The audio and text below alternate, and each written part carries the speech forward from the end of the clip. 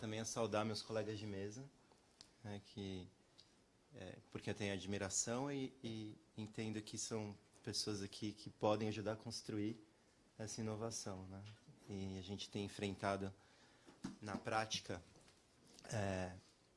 junto aos governos, uma série de obstáculos, mas também enxergado uma série de oportunidades.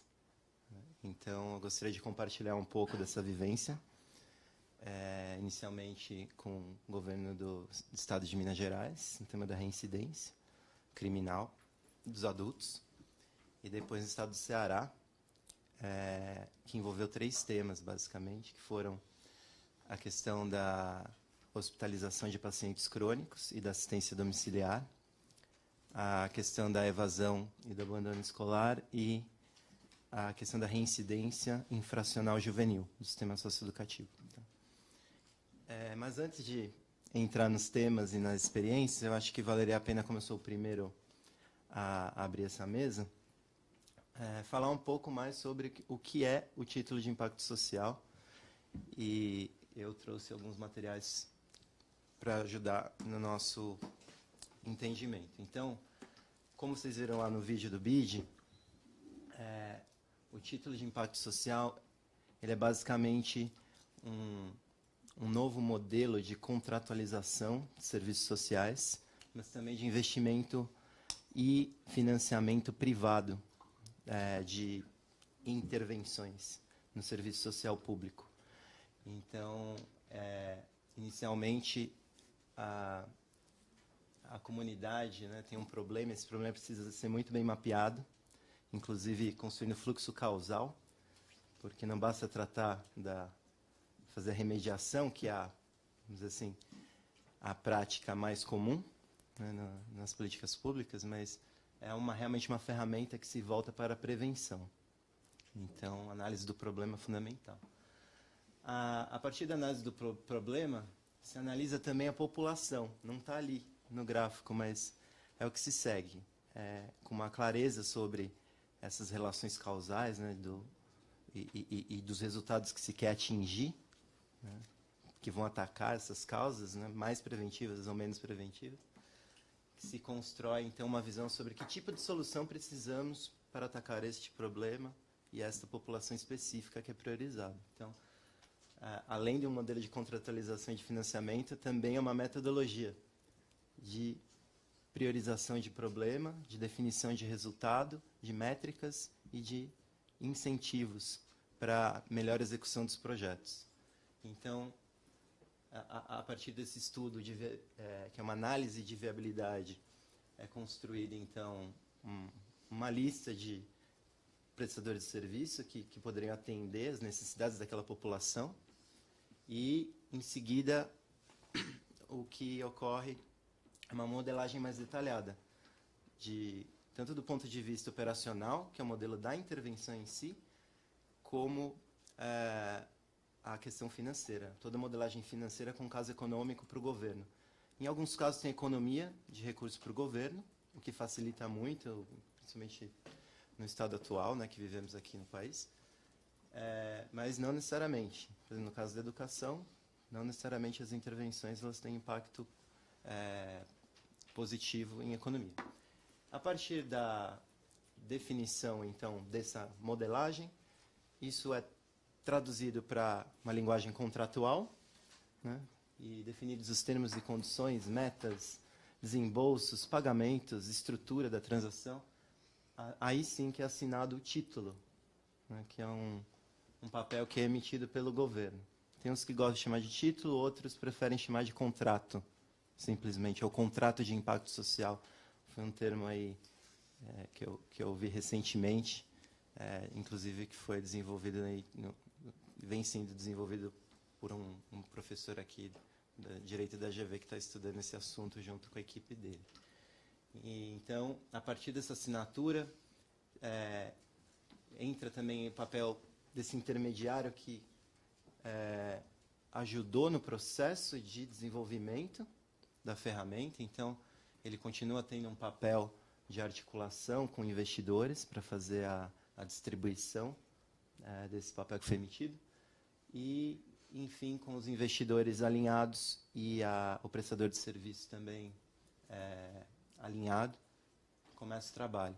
E esse trabalho ele pode durar de 3 a 7 anos. Então, a gente está falando de um programa que tem alguma escala, mas ele tem vamos dizer, um tempo que está além dos ciclos de governo, né? Então, essa é também uma dificuldade, tem o tempo correto para fazer essas coisas, e como a estruturação pode levar um tempo significativo, essas coisas acabam sendo sensíveis. E principalmente porque o pagamento está lá no final, né?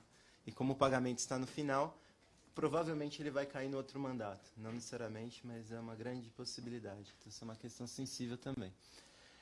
Aí entra o papel do avaliador, que tem que ser independente, porque ele vai dar a base do pagamento, tanto para o investidor como para o governo. E, enfim, com a aferição do resultado, o governo faz o pagamento pelo serviço prestado, mais alguma remuneração que é pré-acordada, pelo risco que ele corre. E aqui vale, acho que, fazer uma pontuação importante, que na maioria dos contratos, mesmo contratos de gestão, existe um fixo, né, algum chão, pelo menos, para garantir a continuidade do serviço, né? Aqui, todo recurso ele é financiado pelo setor privado, né? Não tem repasse do governo nenhum, a priori. E, por outro lado, vamos dizer assim, o investidor ou o intermediário que está responsável pela intervenção, ele só receberá algum recurso do governo se ele atingir as metas. Então, existe um risco implícito de execução aí, e que, de alguma forma, está mensurado nessa remuneração, ou justifica essa remuneração do investidor, né?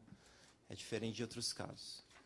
Então, essa é uma outra questão sensível da ferramenta. Então, eu vou passar rapidamente aqui para alguns casos, tá? Isso aí eu já tinha aqui. Foi o primeiro CIB do mundo, e eles fizeram uma conta simples. O problema da reincidência na Inglaterra valia 15 bilhões de libras. E aí, fazendo aquele processo de análise do problema e da população, eles chegaram nessa população-alvo, que eram de condenações curtas, né, que eles reincidiam mais e que eles acreditavam que uma intervenção poderia ser mais efetiva.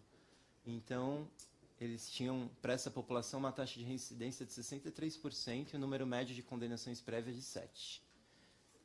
E aí eles fizeram um arranjo, né? O Social Finance UK, ela é uma organização sem fins lucrativos que iniciou, né? Teve essa primeira ideia de arranjo, né? E aí depois isso foi chamado de Social Impact Bond, e com quem a Citaui tem desenvolvido uma proximidade já durante esses 18 meses. Uma tutoria que a gente tem recebido deles para desenvolver esse trabalho junto aos governos. Então, basicamente, o problema lá é que não tinha uma rede de serviços multidisciplinares que atendessem às necessidades desses egressos do sistema prisional. Apesar do tamanho do problema de 15 bilhões de libras, não existia uma rede de serviços consolidada. E aí eles juntaram várias organizações para prestar diferentes tipos de serviços, entre questões ligadas a abuso de drogas, emprego, saúde mental, até questões de integração familiar e comunitária, saúde integral, enfim. Eles cobriram vários serviços, então realmente uma abordagem multidisciplinar. E eles criaram uma nova organização para fazer isso, que é essa One Service. E aí o que aconteceu? Eles gostaram tanto lá na Inglaterra do resultado, que eles acabaram com um grupo de controle. Porque eles resolveram tornar em política pública antes do término do contrato. Então, no primeiro ano, eles atingiram 8,4%, né? A meta era 10%, mas a meta combinada da primeira e da segunda turma, 7,5%, está em curso para ser atingida, né? Isso é um caso de sucesso. Aqui eu vou pular porque tem que ser rapidinho. Tá, isso que é importante. Por que que um governo ele vai se utilizar de uma ferramenta como essa, né? E essa é uma abordagem também, né? Que o governo que utiliza. Por que que o governo que utiliza? Porque é o governo quem paga, é a sociedade, são os contribuintes, né? No final. O financiamento é privado, mas quem está sendo contratante em última instância é o governo. Né? Então, o governo ele enxerga algumas necessidades, ele não consegue hoje suprir, né? E principalmente relacionado à inovação nas políticas públicas. A gente está falando de capturar economias e benefícios sociais, transferir o risco financeiro das intervenções para os investidores, direcionar recursos para prevenção e inovação, validar soluções que podem ser escaladas e estimular a gestão com foco em desempenho. Né? E, por fim, o paradigma das soluções baseadas em evidências de impacto e avaliação. A questão é que essa é uma ferramenta que se presta a, vamos dizer assim, tangibilizar a avaliação de impacto em uma ferramenta financeira. A ferramenta financeira depende do impacto gerado. Isso mobiliza recursos. Então, o impacto social mobiliza recurso privado, mobiliza recurso público. E aqui é uma visão também para o setor público de construir políticas públicas a partir de um laboratório, né, com risco elevado, mas um risco que foi transferido para o setor privado. Né? Então, o governo ele só paga se houver resultado, e se houver resultado, provavelmente, essa é uma ideia promissora para uma política pública. Bom, eu vou passar rapidamente aqui, porque aqui já é uma questão de processo, né? Como é que a gente implementa. A questão da base jurídica, eu vou deixar o professor Mário falar um pouco, mas eu vou adiantar o mínimo aqui, um pouco que nós aprendemos. Né? Enfim, existem caminhos aí dentro da gestão delegada, da gestão por fomento, terceiro setor ou das sociedades, né? Limitadas, anônimas, enfim. Cada uma tem prós e contras, né? Tem dificuldades, tem facilidades.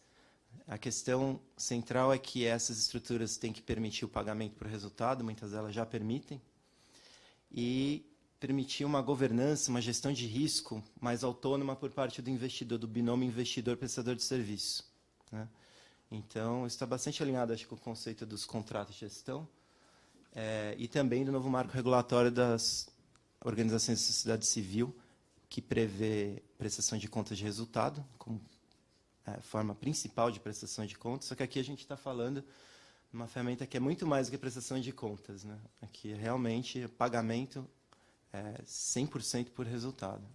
Mas, na minha visão, isso se encaixa nos marcos existentes. E, claro que existe o risco de garantias, que no setor privado, no caso das PPPs, foi resolvido, né, com as estruturas conhecidas de PPP, de garantias. Né? E aqui eu acho que pode ser até um tema, né, para a gente puxar essa discussão regulatória, porque realmente, por causa do CIB, a questão da garantia vai ser importante, ainda mais com esses ciclos de governo. E como já existe essa estrutura para a PPP, por que não o terceiro setor também ter a estrutura desse tipo? É uma demanda já do terceiro setor há muito tempo.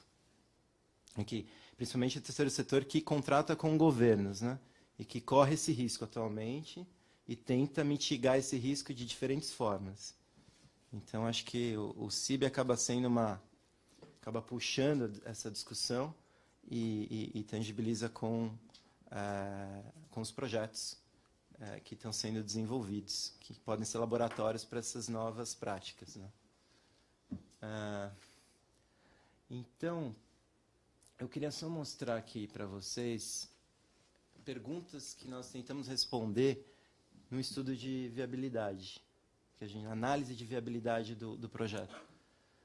O objetivo aqui é produzir essas coisas aqui. Definir resultados e métricas, a população-alvo e soluções potenciais. Como eu falei no começo, mais do que uma ferramenta de contratualização e financiamento, o CIB também é uma metodologia de priorização, né, de problemas, identificação, inclusive, das causas dos problemas e, a partir daí, se definir os resultados que se quer atingir com as políticas as métricas que vão avaliar a eficácia, né, das estratégias que são executadas para atingir esses resultados. E isso acaba orientando a solução. Normalmente a gente pula muito rápido para a solução, né? Então, acho que isso aqui também é um exercício de capacitação do setor público. Longe de mim também, eu tenho pouquíssima experiência com o setor público, falar isso, mas o que a gente tenta é envolver o máximo os servidores no processo, de pensar junto, construir as árvores de problema, de fluxo causal junto com o setor público, porque o conhecimento já está lá. Essa é a questão. O que a gente traz é só, talvez, uma sofisticação de pensar nas métricas, como fazer estruturação financeira. Então, eu trouxe o exemplo agora do Ceará, que a gente vem trabalhando esse projeto de saúde, a partir de uma priorização que houve antes. Começou em novembro esse processo, né? A gente está em processo agora de assinatura de um termo de cooperação e ainda não assinamos, então é importante dizer que está provavelmente no dia 21. E dessas 3 ideias que eu descrevi no começo, a ideia priorizada foi da saúde. Então, a hospitalização de pacientes crônicos é uma questão importante na saúde pública, por conta das mudanças de paradigma na assistência que ele implica, e também na questão específica desses beneficiários, né, que estão fazendo parte de uma população que está envelhecendo, está crescendo, e que apresenta uma série de riscos sociais, riscos relacionados à qualidade de vida, inclusive a questão dos cuidados paliativos, da humanização da morte, entre outras questões, né? Então, como eu não tenho muito tempo para discutir, a gente pode voltar a falar mais sobre esse caso específico da saúde do Ceará. Mas eu queria, antes de fechar minha fala agora, com um comentário sobre o lado do investidor, né? Que eu falei muito do lado da política pública, do governo, e como foi colocado, né, como especialista de finanças. Eu tenho um histórico no mercado financeiro, banco de investimento, e o CIB acabou me tocando muito por essa questão de trazer um pouco da inteligência de mercado que é desenvolvida no setor de banco de investimento para o setor social, né? Então, hoje, para vocês terem uma ideia, acho que o Leandro vai falar um pouco mais sobre as estatísticas do CIB no mundo, mas são 194 milhões de dólares que já foram levantados no mundo inteiro em 56 projetos. Então, já é algo relativamente consolidado e que no Brasil está iniciando, né? A gente trabalhando lá no Ceará para isso, e tem outros estados também já interessados. Espero que futuramente, no ano que vem, os municípios também, né? Então, são 88 mil beneficiários, alguns números aqui. 73% dos CIBs ficam na Europa, 41%, 18% na América do Norte. 57% do valor desses CIBs, né, de 194, fica nos Estados Unidos, que é onde tem os maiores projetos. E 34% na Europa. Então, soma isso, você vê quanto que sobrou para o resto do mundo, né? 41% dos CIBs no mundo, eles tratam de empregabilidade. Questões ligadas, principalmente na Europa, por conta dos desafios de empregabilidade de jovens lá. 25% do valor desses CIBs está aplicado em reincidência criminal, que são os grandes projetos. No estado, o maior CIB do mundo hoje também trata desse tema. Tem 4 lá, tem até um. Ups. Foi muito rápido. Aqui. Esses são CIBs de reincidência. E responsáveis 25% do valor dos CIBs no mundo. Tá? 17% do valor dos CIBs no mundo está em saúde, que são CIBs grandes também, principalmente voltados à prevenção e de doenças crônicas. Então, esse CIB lá do Ceará, por exemplo, acho que seria o primeiro com esse tema no mundo, da deshospitalização, que é um tema relevante. 17% também do bem-estar da família, ligado ao desenvolvimento da primeira infância e outras questões ligadas ao bem-estar das famílias.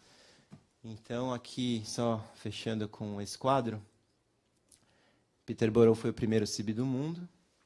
Aí teve o de Riker Island, que acabou não gerando pagamento do governo. Entre aspas, não deu certo. Porém, ele deu certo, porque o governo não teve que pagar por uma intervenção que se mostrou não efetiva, ou com a estrutura de avaliação mal montada, né? Tem as duas hipóteses aí para discutir.